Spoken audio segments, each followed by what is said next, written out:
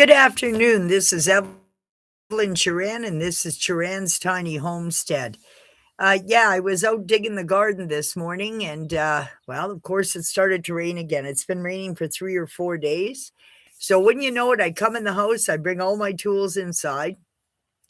I had to go get tools out of my tool shed, and when you know it, a garter snake inside my tool shed. So, that kind of screwed me up for a minute there. I'm kind of afraid of snakes. As long as they go their way and I go mine, I'm fine with that.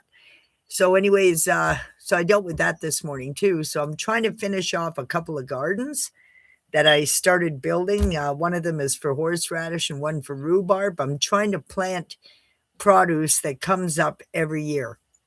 I've had one heck of a year. So anyways, yeah, damages.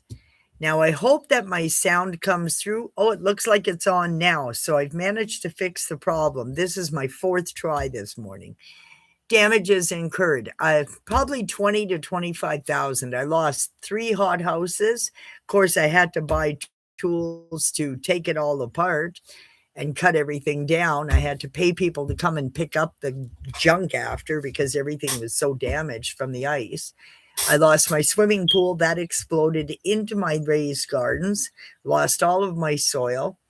I checked the swimming pool all the way around. About 2,500 gallons of snow and ice melted inside of it, which blows me away because it was covered right up until the ice storm in April, or the end of March. No, it was in April, that ice storm. And there was nothing in it. So all I had to do was jump in and clean it. But I had a hothouse over top of it. It collapsed. It buckled.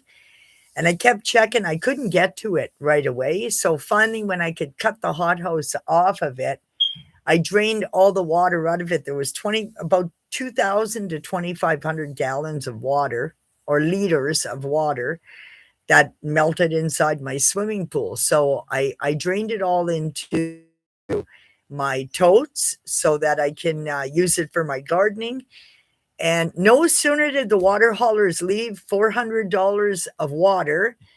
They barely got out of my driveway and my swimming pool exploded. And I checked everything. I did like 4 walkarounds. I jumped inside. I cleaned everything. I checked all the bars, everything. It was fine. I saw no hairline cracks, nothing. And no sooner was the pool, it couldn't have been filled for 10 minutes when it exploded. So, and it buckled in one of the corners, like they've got, to make it rectangle or whatever. But anyways, it exploded. It exploded all my gardens.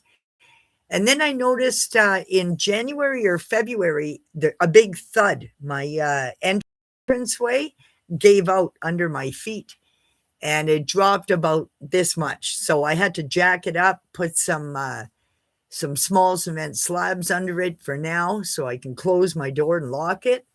But it was off so much that I had to put the garbage can in front of the door, which didn't really help much because I have bears. It's spring. So I ended up putting cinder blocks in front of my door till I could fix it. And because of the ice and the muck and the shifting of the building, I couldn't even fix it, which I now noticed I've got about this much space from my wall. So the whole building came apart from the main building. So the whole thing has to be redone. It needs a new roof. I got roof damage. The insurance company. So I've been trying to call the insurance company since February because my water froze, my pumps broke, they seized or whatever. Anyways, it's been a really, really bad month, a bad year, I should say. And I had to keep dipping into savings to fix whatever would get damaged. And it was like 1 month after another, from December right through to April. It was damages and damages. And you can't fix anything when the snow's up to your waist. I mean, I can only dig so much. I broke 4 shovels this winter. I had to call in a backhauler to plow my driveway with the ice storm. We couldn't, a plow truck, well, actually, they closed the whole city, and even the plow trucks were pulled off the road in this ice storm. So it was just a brutal, brutal week. That week is the majority of my damages. All the ice and the weight on my vestibule literally made it shift, and I kept up removing, like, snow removal right up until the ice storm, and the ice storm, like, there was no way I was moving it. It was about this thick in ice, and then snow, and then ice, and then snow. So there was no way I was moving it. I tried to move it. I even tried my heat tracers, which, in December ended up running me a $900 hydro bill for 3 weeks of use. So I ran into that issue that I had to pay in January. Anyways, it's been, one hell of a winter, and I finally got a hold of the insurance company, like, last month, probably because it was due in June to be paid for the year. And now all of a sudden I'm told, "No, you're not covered for this. You're covered this way, but you're not covered that way." And I said, "Okay, well, what am I covered for?" Because, I have a lot of damages. I got flood damage, everything. And, because of that ice storm, and, I wanna know what I'm covered for. So, Lord and behold, I find out that probably 75% of my everything, my contents, my buildings, everything was not covered. And I paid $2,000 a year, so I kind of flipped out about it. So we went over it for 4 days straight, uh, one thing after another, right down to every tree is insured if I get ice damage. So each tree on the property now is insured $1,000 a tree. I lost 2 trees this year that could have fell into one of my sheds, one of my outbuildings where my tools and everything are, and it could have hit my truck because my truck is parked next to it. It could have flattened my truck, and, I wasn't insured for the damages. So the last lady that insured me, she didn't even waste her time on looking out for me as a paying customer. She just, I don't know, punched in whatever she punched in, and nothing was insured. So now I, have to pay for everything out of pocket because all the damages was not insured properly. So I'm not too, happy about that. So now I am properly, insured.